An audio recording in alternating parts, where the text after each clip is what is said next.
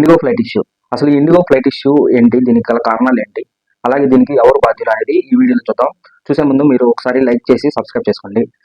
IndiGo issue, అసలు IndiGo issue ఏంటంటే రీసెంట్‌గా ఏవియేషన్ మినిస్ట్రీలో వచ్చినటువంటి కొత్త నియమాలు. ఈ నియమాలలో ఒకటి ఏంటంటే ఆ ఎంప్లాయీస్‌కి తగిన రెస్ట్ కావాలని చెప్పేసి 48 అవర్స్ రెస్ట్ కావాలని చెప్పేసి ఒక నియమం తీసుకొచ్చారు.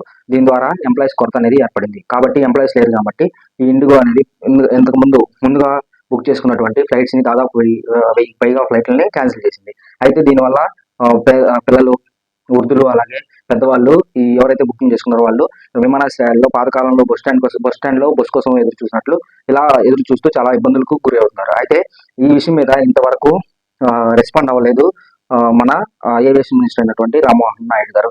ఈయన ఎందుకు రెస్పాండ్ అవ్వలేదు అని విపక్షాలు, ప్రజలు చాలా ప్రశ్నిస్తున్నారు.